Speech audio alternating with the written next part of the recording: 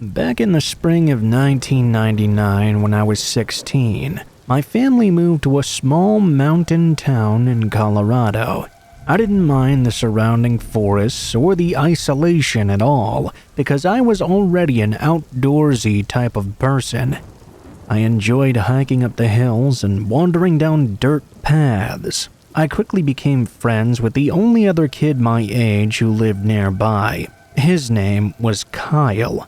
One evening, shortly before the start of summer, Kyle and I had been wandering through the woods and found a narrow river that flowed across the property. Being bored kids, of course our immediate reaction was to jump in and swim upstream. Have some fun, you know. We kept at it until sundown. Instead of packing it in when the sun set down on the riverbank, we kept on swimming. After maybe another 10 minutes, Kyle suddenly became very quiet and gestured for me to come closer to him. When I was within arm's reach, he whispered to me, "Look over my shoulder towards the tree line. I think someone is there," pacing back and forth. I would have immediately dismissed his words as just him jumping at shadows, but the genuine concern in his voice made me pause for a moment. I glanced over to where he had indicated and scanned the tree line for a few weary seconds. I didn't notice anything moving though. I said something to the effect of, "Either it's an animal or it's just shadows, dude. No one has any business being on this property. Heck, I doubt anyone else knows about this section of river." That didn't seem to put Kyle's mind at ease at all though. He turned back around and looked towards the tree line again. There was complete silence. "Did you just hear that?" Kyle asked me. I told him I didn't hear anything. Kyle asked if I would walk up to the bank with him and investigate to see if there was anything there. I told him that if we got out that we wouldn't want to go back in. I kind of wanted to swim some more. Kyle didn't respond. Instead, he swam out towards the bank and climbed out of the water. I continued to swim around like a moronic kid, oblivious to the notion that me diving forward into the water in the dark could have resulted in me caving my head in on a hidden rock or something. I'm not sure how much time passed, but I suddenly began to feel very alone. I turned back towards the bank. I didn't see Kyle anywhere. Both of the flashlights were still untouched and lying in the sand by our shoes. I called out for Kyle as I climbed out of the water, but he didn't seem to respond. I picked up my flashlight and scanned the trees with the beam. I called out for Kyle again, half convinced that he was just messing with me. There was only silence. I took a few careful steps into the woods around the area that he had pointed out earlier. I was getting ready to call his name out again when I noticed that he was standing, facing away from me, several yards away. He was staring deeper into the forest. I walked over to him, but he didn't turn towards me. As I moved closer, I shouted something along the lines of, "Kyle, you jerk, why aren't you answering me?" I reached out to grab his shoulder, but before I could, he slowly raised one hand and pointed a trembling finger towards the shadows. "Can you see that? What is that?" I shone the flashlight at his face. I could see he was bone white, and his eyes were as wide as sewer covers. I barely noticed it at the time, but one detail I'll never be able to forget was a single drop of blood running down from his nose. I turned the light in the direction he was pointing and asked what it was. Like time had stopped in place, my flashlight beam caught a pair of legs and dark pants. I felt my heart skip a beat. The flashlight felt extremely heavy in that moment. If I were in any other circumstances, I would have snapped the beam of light upwards immediately, but all I could do was slowly raise my arm, as if I was fighting gravity itself. The legs simply kept going, then the torso appeared. When my flashlight traveled all the way up to its chin, I could see this person had a very wide, gummy smile. It was the scariest face I had ever seen. I flipped my shit and dropped my flashlight. I collided with Kyle as I turned, and we both hit the ground.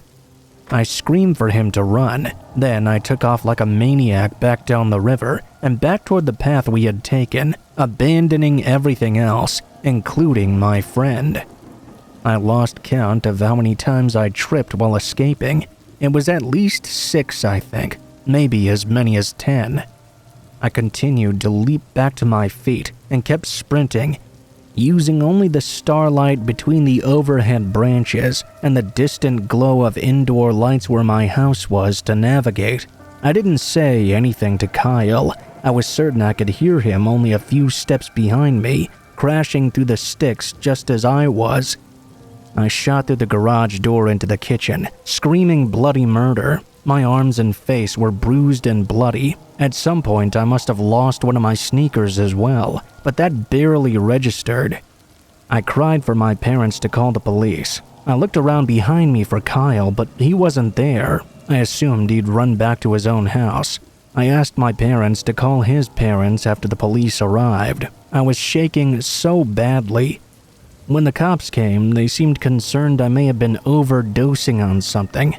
Then we got a call from Kyle's parents before we could call them. They were checking to see if Kyle had come home with me.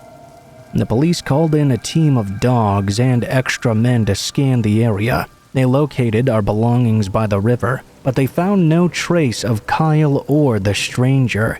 The search lasted months, and over 100 miles worth of forest was searched, but no trace of them was ever found. To this day, Kyle has never been seen again. There was media coverage at the time, but given that we were in a small town where people get lost in the woods quite often, I don't know how far the story spread. What's probably the most heartbreaking is that Kyle's family is still without any answers. I live with the guilt of his disappearance every day. I doubt I'll ever forgive myself for not stopping to make sure he was behind me. To this day, I'm sure I can recall the sound of his footsteps right behind me as I ran. I don't know at what point he stopped, or if that person grabbed him. Another thought crossed my mind numerous times. What if it was never Kyle at all that I heard behind me?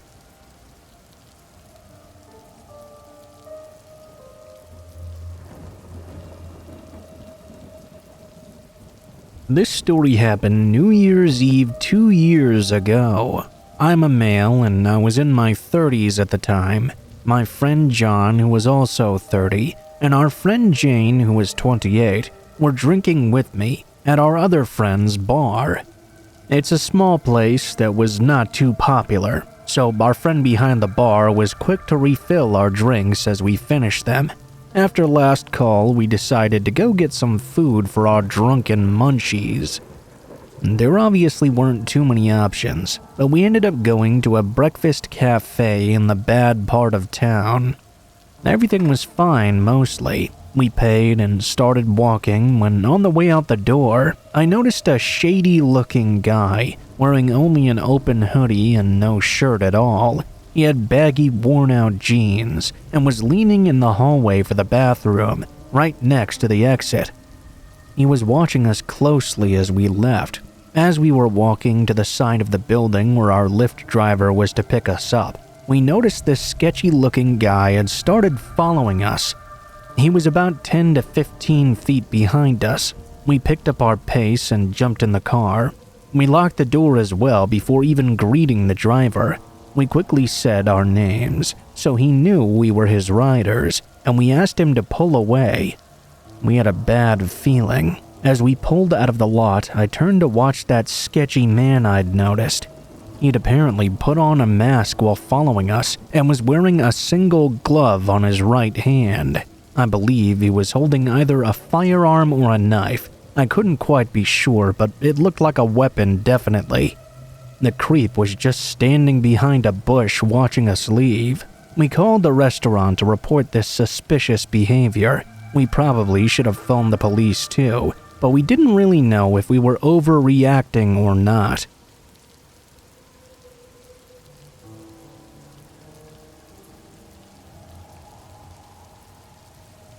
This happened probably about 14 years ago, when I was 17 years old. I was in a university in California, and I used to go to a local Starbucks by my campus in my free time to get some studying in. It was very hard for me to focus when I was at home.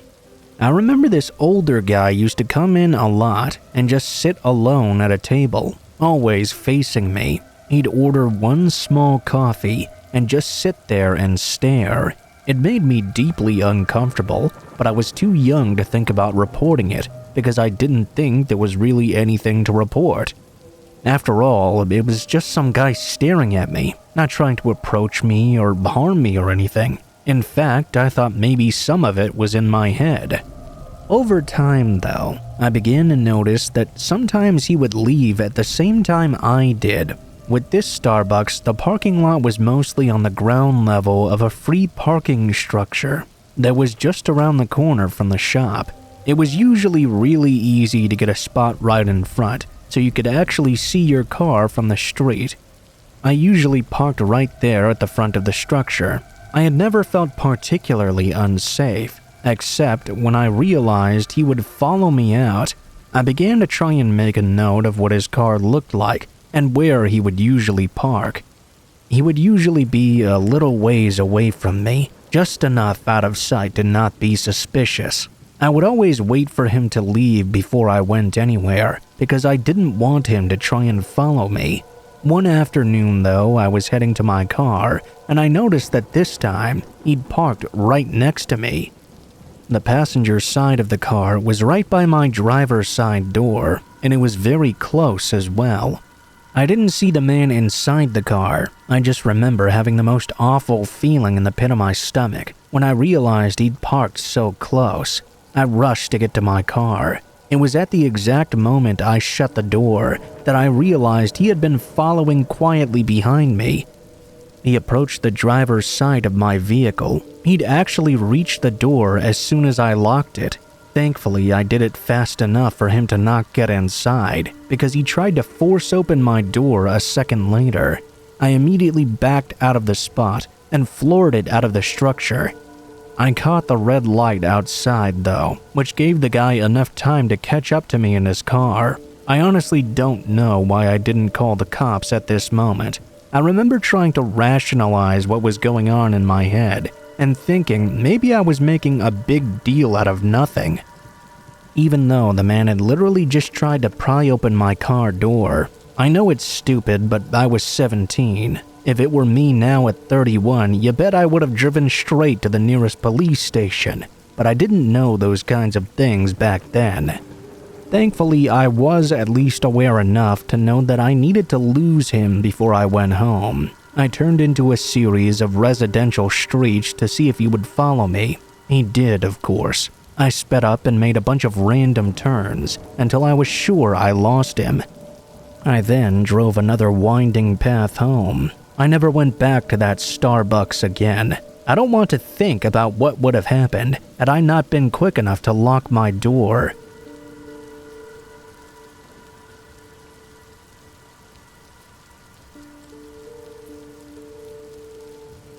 This happened when I was a senior in high school. Snapchat was how I communicated with all of my friends during that time. In fact, I would bet that Snapchat was the most popular app in the entire school. I went to a pretty large high school, and I really enjoyed it, honestly. Sometime in the fall semester, though, I was added on Snapchat by a new user. It happened on a day shortly after I'd arrived at school. It didn't seem like a bot or anything like that, but I still had no idea who this person was. The username was simply Josh something, and a lot of numbers after. The name of their account was obviously just Josh. There were probably more than a few people named Josh at my school, so I added the account back without giving it much thought. Not long after doing so, this Josh sent me a Snapchat. It was an actual chat, not a picture. He said, "Hi, what's up?" I responded by asking who this was and how he knew me. He claimed that he also went to my school and mentioned the school by name. I believed him and had no reason not to. I don't remember exactly what I said after that, probably just cool or something. We talked very briefly, but I didn't even know what he looked like, so I didn't know if I had a class with him or anything. The conversation didn't last very long, and I stopped talking with him within a few hours. Later on in that same school day, I got another Snapchat from him once again. Once again, it was also just a chat. I still didn't know what this guy looked like, but he said he wanted to meet me behind the school near the English hallway doors after school. Well, that was kind of weird. Why was he asking me to meet him after school? I did know where that exit from the English hallway was. It was rarely used and in the very back corner, in a quieter area with less traffic. I asked him why. He said to please just show up. I really wanted to know exactly who this guy was. I clicked on his username again, but there was no way of knowing. He didn't have a last name listed, or any initials either. Just Josh and a bunch of numbers. When the school day ended, I did not go behind the school like he asked. I just left through the main side exit and went to my car in the student parking lot. At that point, I got another snap from him. I saw it when I got into my car. He asked me where I was. I left it on open and then started to drive home. The drive home was normal. When I got to my street where I lived with my parents though, a car followed me onto it. We lived on a quieter street, and I did not recognize this car at all. I pulled into my driveway confused, and the car kept on going down the street. I went inside and unpacked all my school things, then went into my bedroom. I could see out the window, though, that the same car was now parked on the side of the street, just a little ways up. It had parked kind of in front of our yard. This seemed a little bit strange to me. I couldn't tell who was inside of it, though. It was a red two-door sedan, kind of smaller, and looked fairly old, at least 15 years, I'd say.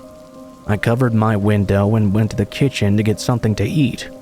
Not long after, when I checked again, the car was gone. I forgot all about it pretty much, and I didn't get any more Snapchats from Josh. I had a pretty normal rest of the day. That night though, when I got into my bedroom to go to bed, I saw the car was there again. It was parked in the exact same spot from before. Same red car as well. I couldn't tell if anybody was inside of it or not. I had a really bad feeling though. I left my bedroom and found my dad and told him about what was going on. This all just seemed so strange. I didn't know who it was, and I wasn't sure what was going on. I didn't know what my dad would do about it. I figured I should let him know though. He left the house, I guess to get a closer look at the car. I watched him from the window. Now, I had no idea if anybody was inside or not.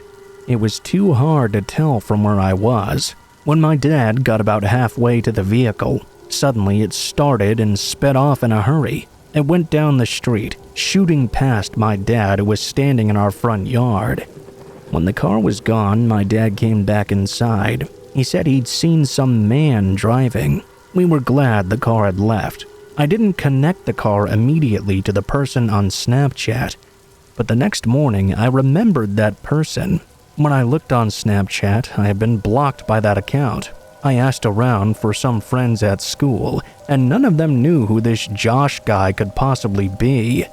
I'm pretty sure it was a grown man who was pretending to be someone from my school. He tried to get me to go with him after school, and probably followed me home after I didn't meet up with him like he'd asked me to. It's really creepy to think about if that was in fact the case. Good thing though is I've never heard from him again, or seen the car after.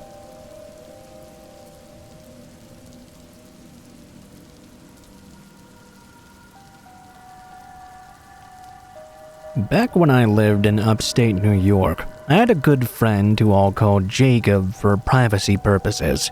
We used to spend the night at each other's houses almost every weekend, usually when we didn't have school. Sometimes even during the weekdays though. We were just really close. Now, this story occurred sometime during the summertime, when we had the entirety of every day to hang out. I did have a few other friends close by, but not very many. I deeply disliked socializing, and the fact that almost every other student I'd met in my high school was creepy in their own way kind of put me off from it. One day, Jacob asked if I wanted to spend the night as usual. Of course, I said yes. I was already at his place at the time, so I didn't need to walk anywhere or anything like that. Jacob lived with his family and owned 2 dogs and a cat. One of the 2 dogs was rather large and scary to me. In actuality, though, he was quite gentle and slept next to me and Jacob almost every night. We played for about 3 hours and then went out for a walk in the night. Now, we had this really creepy guy who lived nearby. He would stop by my place all the time, and I'd heard some bad stories from my brother and other friends too. He never actually scared me that much though, for whatever reason. One thing about this guy is that he never owned a car or anything motorized. I guess he didn't believe in it. Instead, he would ride his bicycle everywhere he went. Anyway, me and Jacob went to the local gas station to get some drinks and chips for movie night. By this time, the other stores were already closed, and Walmart was way too far away to walk to. We didn't really have any other options. We quickly arrived back without anything happening, and got back to watching our movies. Partway through, one of his friends gave Jacob a call and requested his help with something. I can't quite remember what exactly it was. Jacob had to step out for a moment to go help his friend, telling me I could use his computer or watch more movies or do whatever I wanted to in the meantime. By this time, it was nearing 2 in the morning, and I thought it would be cool to watch some anime. About an hour into my viewing session, though, Jacob's dog just suddenly started freaking out and barking at the door. From where I was sitting on a couch, which was right next to the window that was next to his front door, I looked over to see if I could see anything outside. I could see that some guy on a motorcycle was sitting there, staring right back in at me. I was mostly surprised at first. I thought it was one of his neighbors, but this guy didn't move from where he was at all. The fear was slowly catching up to me. I went to his kitchen to grab a knife and went back to the front door to see if the guy was still standing there. To be honest, I'm a rather passive person, and I wouldn't want to act aggressively to anyone unless they posed a serious threat to me or one of my friends. This guy was still standing there, just completely still, staring inside for about 10 minutes. I finally opened the door and stepped halfway outside so I could run back in without a problem. I showed him the knife, and we continued to stare at each other for another 3 minutes. Eventually, he started up his engine and sped off down the road. I remained on edge for the rest of the time until Jacob finally returned. I told him everything that happened while he was gone. He said it might have been his neighbors. At that time, I agreed with him so he wouldn't get scared himself. He then went to his room and crashed. I, on the other hand, would sleep in the living room. I laid there for an hour, still too scared to fall asleep. It took me forever until I finally did. The next day was pretty normal. I got up, ate breakfast, then got back to some video games. His computer at the time wasn't being used, so I seized the opportunity to check my Facebook. I hadn't done that in a few days. I noticed that one of my friends had also posted that they had woken up for no good reason in the night and seen a creepy guy waiting outside their house, just staring in at them for a long time. As far as I know, no further incidences like that happened. I now live in another state, and my contact with Jacob was growing smaller and smaller every month. Now I barely talk to him. I was curious about how his life was going though. He was planning on going to a public school rather than being homeschooled. As for that night, I just can't seem to forget about it. Who just stares into someone's house like that for almost half an hour? It was the most terrifying moment of my life. I mean, if he wanted to get in, all he would have had to have done is overpower a small child.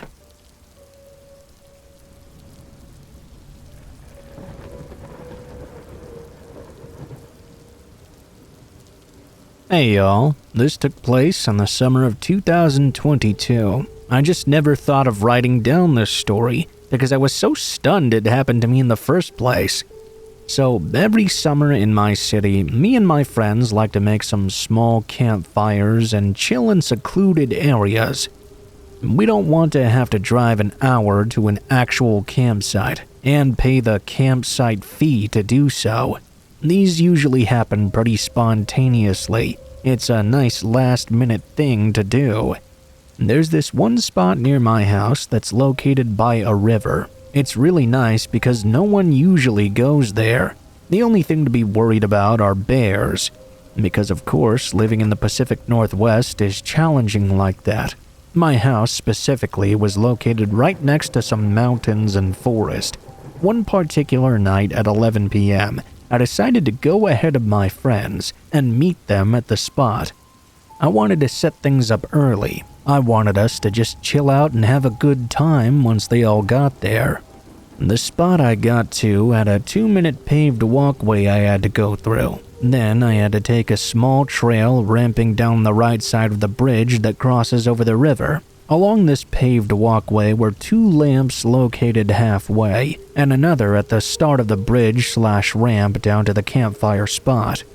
I parked my car at the beginning of the trail on the street and brought my campfire stuff. Flashlight, lighter, firewood, small shovel to dig out the pit, etc.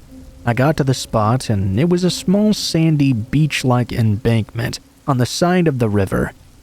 I set up the chairs and got to digging the pit, with only the flashlight illuminating where I was digging. I was just shoveling the sand right next to me, nowhere near the water, when all of a sudden I heard this gigantic splash. It was a splash so loud that it could only have come from something large like a 2-hand-sized rock. I was confused because I was not throwing any sand into the water, so it couldn't have come from me. I shined my flashlight over, but I didn't see anything. I kind of brushed it off, thinking it might have just been something random. As I kept shoveling a bit more, though, I heard another loud splash. At this point, I thought something was falling from up above, because logically, something must be getting into the water somehow. I pointed the flashlight above where some trees were above the river. I didn't see anything big enough to make a splash like that. I tried to keep digging, but my heart rate was kind of really going at this point. I heard a rustling just past the arch of the bridge. I grabbed my light and shined it towards where I'd heard that sound. Hello? No response. In my head, this must be a bear, and I should be getting out of there immediately. But surely I would have seen something that big, and any other sign of movement for that matter. I told myself I must just be hearing things. Maybe my mind was playing tricks on me. I began to hear those noises again. It clearly sounded like leaves being rustled. I shined my flashlight over to that area once more. As I focused my eyes toward the illuminated area, I saw the naked back of a man who was hunched over. I was kind of frozen in anxiety and stress in that moment. Honestly, of all the things I could possibly see, I didn't expect to see the naked back of a person. From the quick analysis my brain could muster up, he looked to be mid-40s, shaved and medium build, like a mix between chubby and absolutely jacked. As I had my flashlight staying on his back, he started to stand up. I noticed he was not wearing any pants either. My next reflex was to start packing up my crap and get the hell out of there. Now I was piecing in my head that he must have been throwing things at me to scare or shoo me away. After using my deductive skills, I proceeded to get the hell out of there with all my stuff in tow. I was carrying all my things with me, walking briskly up the small ramp. I was on the paved path, now out of the forest. I could feel my heart beating in my chest. I checked back frequently behind me to make sure he was not following me. I was in Crocs, mind you. I was thinking that if I had to book it out of there in a hurry, I might regret not being in sport mode from the get-go. I made it to the halfway point, and I got a sense of relief starting to set in, knowing I'd made it safely out of this very scary situation. As I checked back one more time to make sure, though, I noticed something. Slowly creeping over the ramp was the naked man, crawling on all fours. His head was positioned toward me, staring at me as he made his way to the middle of the paved walkway. He slowly got up from his four-limbed stance and positioned his body to face me. After setting himself into this new position, the man took off into an immediate sprint towards me. I was stunned for a moment. Before booking it, I ran as hard as I could down the path. My flashlight jumped out of my pocket and I lost it, but I didn't care. A whole naked-ass man was chasing me at 11 p.m. at night in a secluded forest.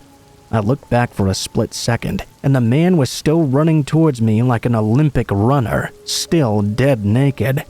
He could have my flashlight for all I cared. I wanted to make it out of this situation alive. I finally burst out of the forest and ran to my car, which was 30 feet away. I desperately tried to get in, like a classic horror movie. I was fumbling, trying to get my key fob to unlock it.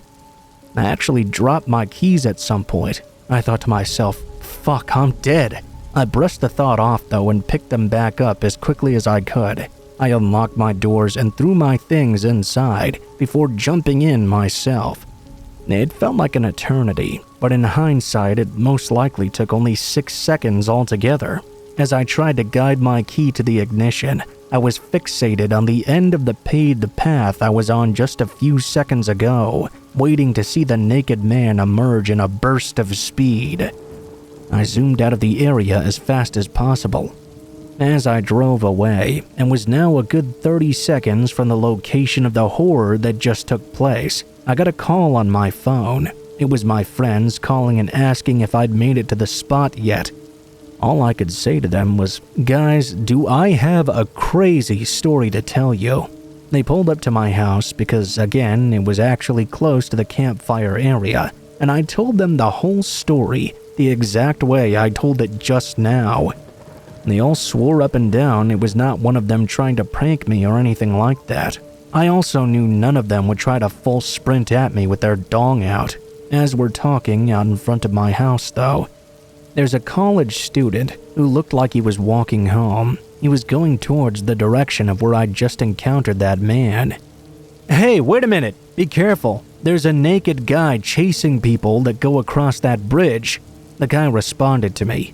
"Aw, damn, really? Fuck, I gotta go over that bridge to get home." All I could say was, "Good luck, man." The next day, I reported it to the police by phone. They sent over an officer so I could tell them further in person and show them the area where I'd seen the man. When we went over to where I initially saw the man's hunched back, they said they didn't find any trace of anyone being there previously. The officer said they would make a note anyway, just in case it happened again. Some of my friends say I encountered a skinwalker. More realistically, though, I think it was probably a homeless mentally ill person, or perhaps someone that was way too drunk or high.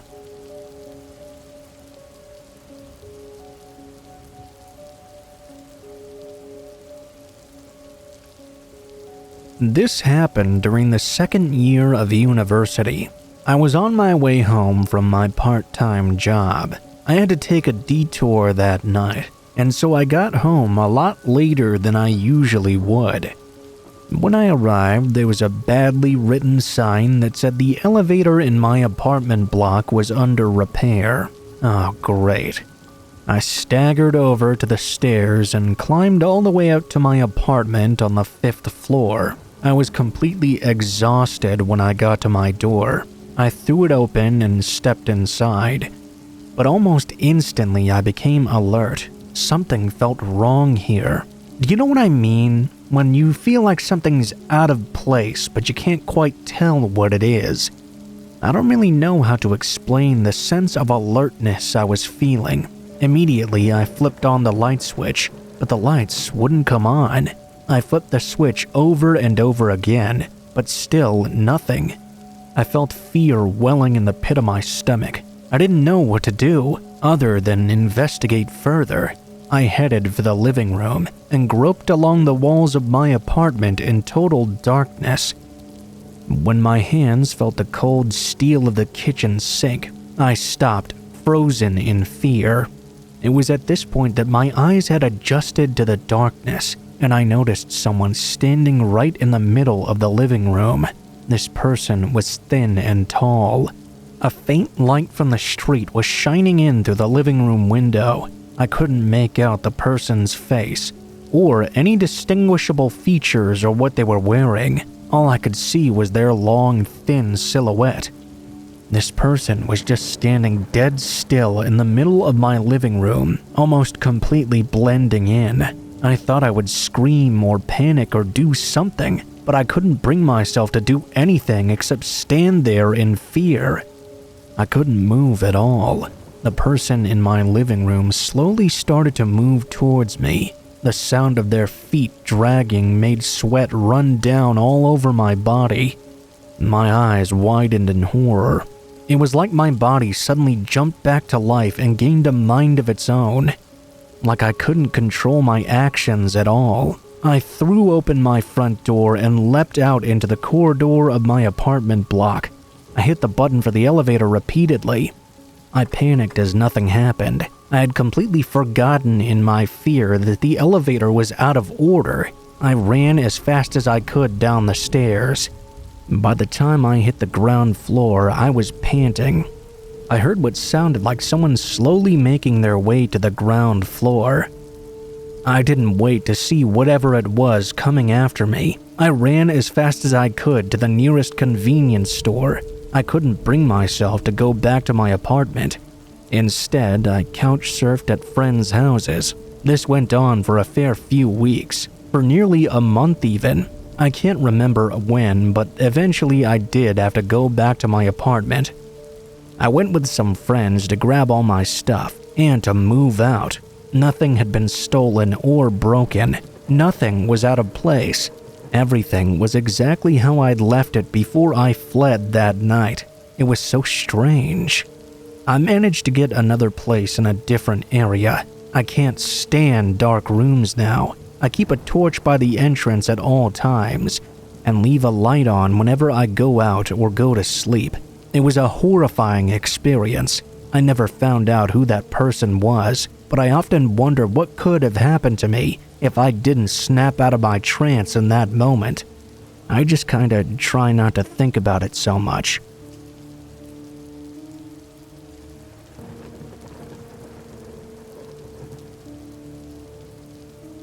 My bedroom is on the second floor of my house. There's no patio, porch, or overhang of any kind beneath my windows.